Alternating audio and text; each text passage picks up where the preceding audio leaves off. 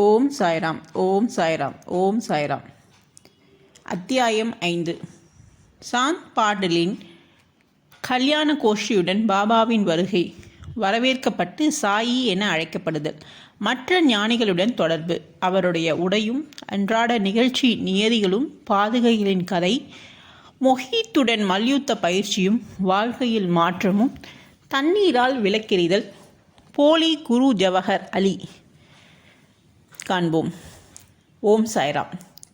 சாந்த் பாடலின் கல்யாண கோஷ்டியுடன் பாபா திரும்புதல். சென்ற அத்தியாயத்தில் குறிப்பிட்டபடி நான் இப்போது முதலில் சாய்பாபா காணாமற் போன பிறகு ஷீரடிக்கு எங்கனம் திரும்பி வந்தார் என்பதை விவரிக்கிறேன்.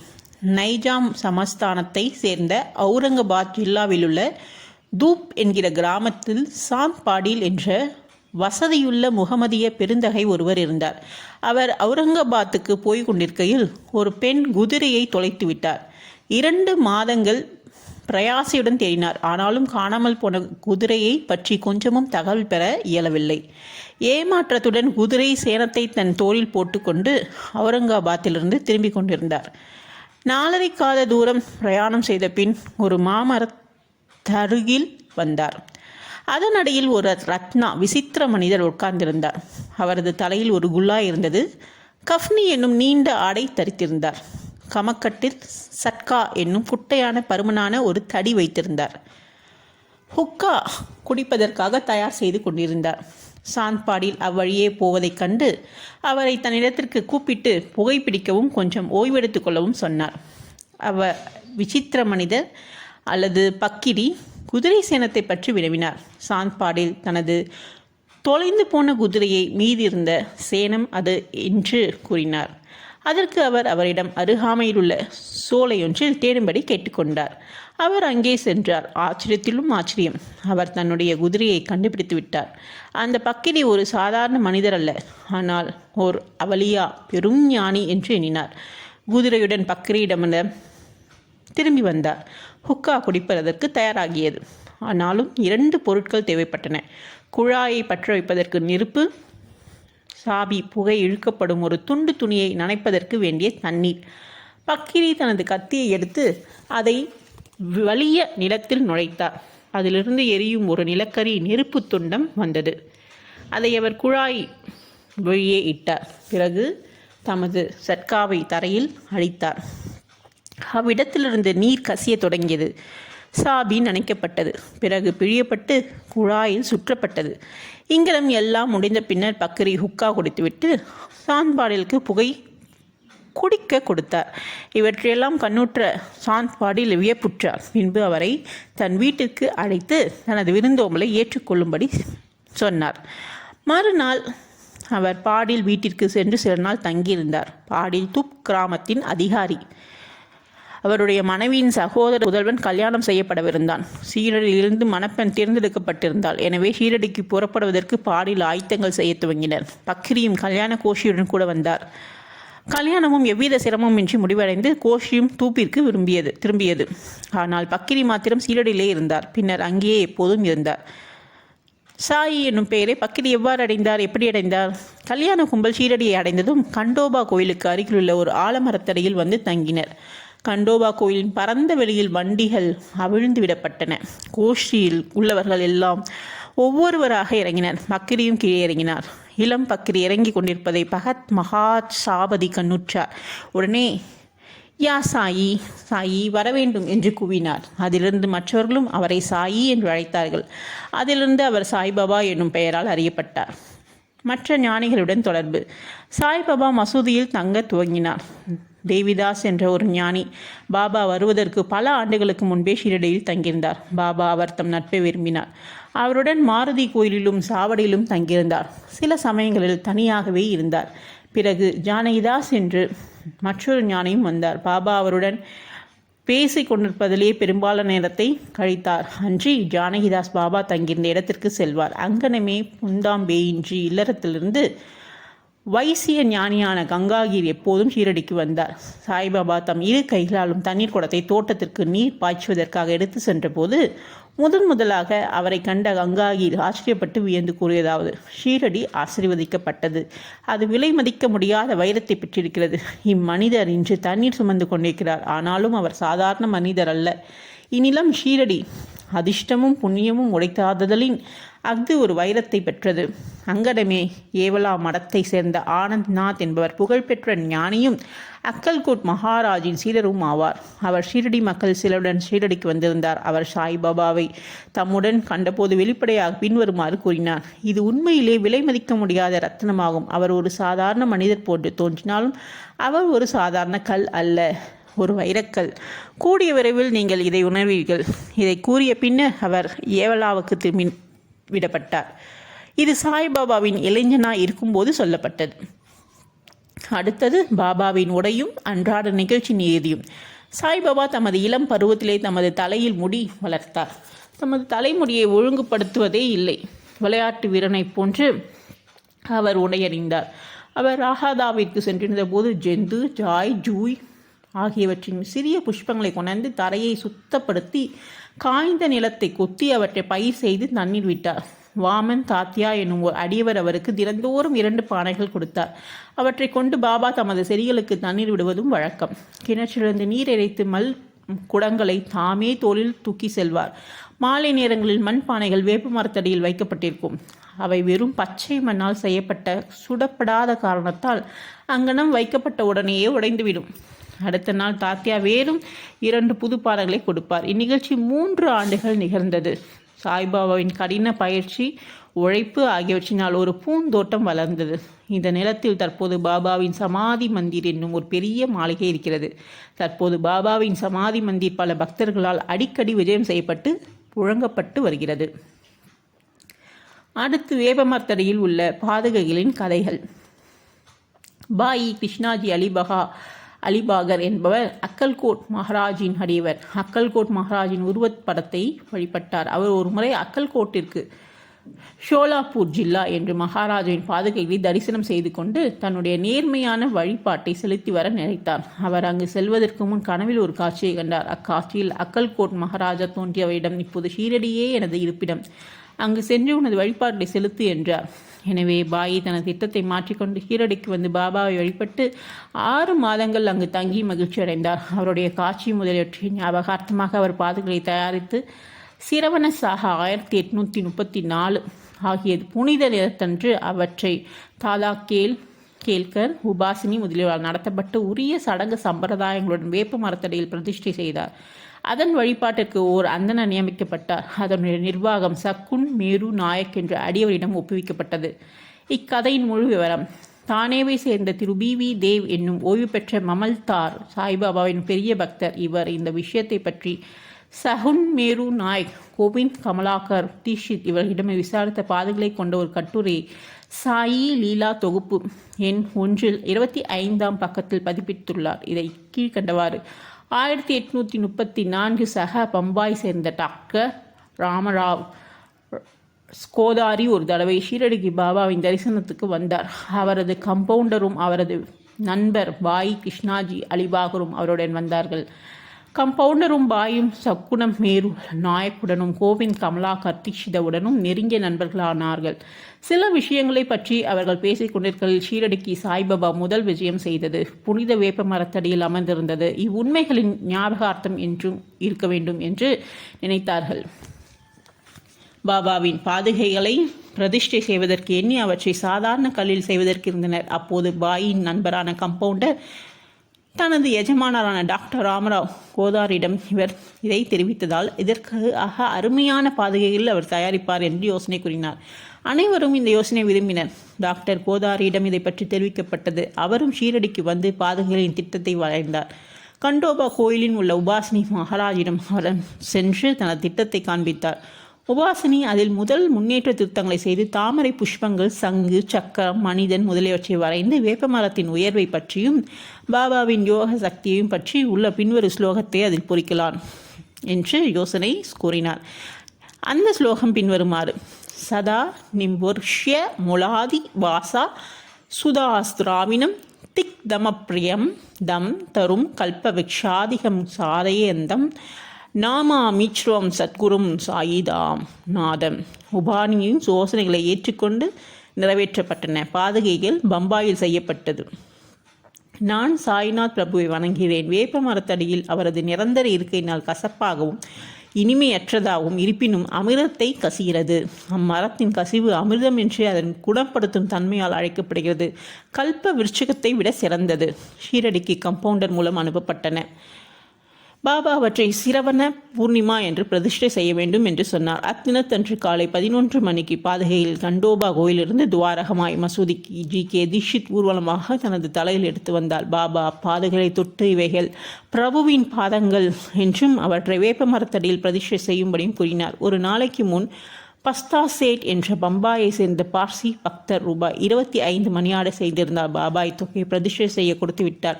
பிரதிஷ்டையின் மொத்த செலவு 100 ஆகியது. அதில் 75 நன்கொடையாக சேர்க்கப்பட்டது. முதல் 5 ஆண்டுகள் ஜி.கே. தீட்சித் அவர்களால் பாதையில் வழிபாடு செய்யப்பட்டது. பின்னர் அவ்வழிபாடு ஜக்கடியை சேர்ந்த லக்ஷ்மண் காகேஸ்வரால் செய்யப்பட்டது. முதல் 5 ஆண்டுகளில் டாக்டர் கோதாரி விளக்கேற்றுவதற்காக மாதம் ரூபாய் 2 அனுப்பி வைத்தார். பாதுகைகள் சுற்றி போட வேலியும் அனுப்பினார். ஸ்டேஷனிலிருந்து அவ்வேலியை ஷீரடிக்கு கொண்டு வரும் செலவும் ரூபாய் 7-8. கூரையும் சக்குன மேரு நாயக்கினால் கொடுக்கப்பட்டது. தற்போது ஜாகடி வழிபாட்டை செய்கிறார். சக்குனம் மேரு நாயக நைவேத்திய மாலை விளக்கு ஏற்றுதல் முதலியவை செய்கிறார். பாயி கிருஷ்ணாஜி என்பவர் முதலில் அக்கொல்கோட்டை மகாராஜின் அடைவராகவர். சக 1834 பாதுகைகள் பிரதிஷ்டை செய்யப்படும் சமயத்தில் அக்கல்கோட் போகும் வழியில் சீரடிக்கு வந்தார். பாபாவின் தரிசனமான பிறகு அக்கல்கோட்டுக்கு போக விரும்பி பாபாவின் அமைதியை இதற்காக அவர் வேண்டினார். பாபா அவரிடம் அக்கல்கோட்டில் என்ன இருக்கிறது என்றார். இதை கேட்டு பாயி அக்கல்கோட் செல்லவில்லை. பாதுகைகளின் பிரதிஷ்டைக்கு பின் சீரடிக்கு அடிக்கடி வந்தார். ஹெமாட் பண்டித்துக்கு இவ்விவரங்கள் தெரியாதவர் என்று திரு பி.வி. தேவ் முடிக்கிறார். அவர் அங்கனம் அறிந்திருப்பாராயின் அதை தன்னுடைய சச்சரத்தில் சேர்க்க தவறியிருக்க மாட்டார். அடுத்தது மொஹிதீன் தாம்போலியுடன் மல்யுத்த பயிற்சியும் வாழ்க்கையும் மாற்றுவோம். பாபாவின் மற்ற கதைகளுக்கு திரும்புவோம். ஷீரடியில் மொஹிதீன் தாம்போலி என்னும் பெயருடைய ஒரு மல்யுத்த சண்டைக்காரன் இருந்தான். பாபாவுக்கு அவனுக்கு சில விஷயங்கள் உடன்பாடு ஏற்பவில்லை.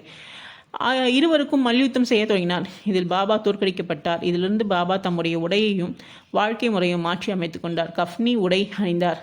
லங்கோடு இடுப்பு சட்டை பட்டை அணிந்து தன் தலையை ஒரு துணியால் மூடினார்.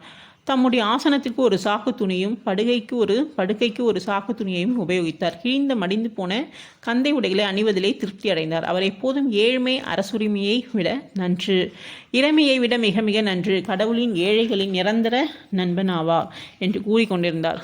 கங்காகிரி மல்யுத்தம் செய்வதில் மிக்க விருப்பமுள்ளவர். அவர் ஒருமுறை மல்யுத்தம் செய்யும்போது ஒரு ஆசையற்ற உணர்ச்சி அவருக்கு ஏற்பட்டது. அப்போது ஒரு சித்தர் அவரிடம் அவரது உடம்பை துறந்து கடவுளுடன் நிரந்தரமாக ஈடுபடும்படி கூறும் குரல் கேட்டது.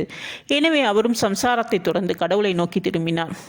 புந்தாம்பேக்கு அருகில் ஒரு ஆற்றின் கரையில் அவர் ஒரு மடத்தை ஸ்தாபித்தார். சாய்பாபா மக்களுடன் கலந்து பேசுவதில்லை. அவரை யாராவது கேள்வி கேட்டபோது மட்டுமே அதற்கு பதில் கூறினார்.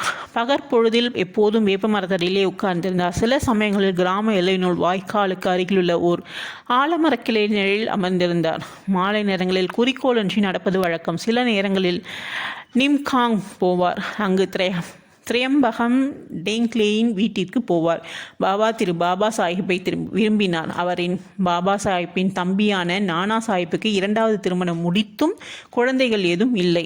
மாமா பாபா சாஹிப் நானா சாஹிப்பை பாபாவின் தரிசனத்துக்காக அனுப்பினார். சில காலத்திற்கு பிறகு பாபாவின் அருளால் நானா சாஹிப்புக்கு ஒரு புதல்வனை அடைந்தார். அதிலிருந்து சாய்பாபாவை பார்க்க மக்கள் கூட்டமாக திரண்டு வந்தனர். அவருடைய புகழ் பரவி அகமத் நகரை எட்டியது. அதிலிருந்து நானா சாஹிப் சான்றோர்களும் கேசவ சிதம்பரம் மற்றும் பலரும் ஷீரடிக்கு வரத் தொடங்கினர். பாபா பகற்பொழுதில் தமது அடியவர்களால் சூழப்பட்டிருந்தார். இரவில் உதிர்ந்து கொட்டும் ஒரு பழைய மசூதியில் படுத்தார். பாபாவிடம் இந்த நேரத்தில் ஹுக்கா, புகையிலே, ஒரு டம்ளர் தகரடப்பா, நீண்ட கஃப்னி, தலையை சுற்றி ஒரு துண்டு துணி, ஒரு சட்கா, குச்சி முதலிய சிறு சிறு உடைமைகள் இருந்தன. இவைகள் எல்லாம் பாபா எப்போதும் வைத்திருந்தார். தலையில் உள்ள அச்சிறு துணி நன்கு முறுக்கப்பட்டு முடியைப் போல் இடது காதிலிருந்து முதுகில் தொங்கியது. இது பல வாரங்களாக துவைக்கப்படாதது. அவர் எவ்வித பூட்ஸோ காலணியோ அணியவில்லை. நாட்களின் பெரும் பகுதிக்கு ஒரு சாக்கு துணி துண்டே அவரின் ஆசனமாகும். ஒரு கௌபீனத்தை அவர் அணிந்திருந்தார். குளிரை விரட்ட எப்போதும் துணியின் புனித நெருப்பின் முன்னால் இடது கையை மரக்கட்டை பிடியின் மீது வைத்தவாறு தெற்கு நோக்கி அமர்ந்து இருந்தார். அந்த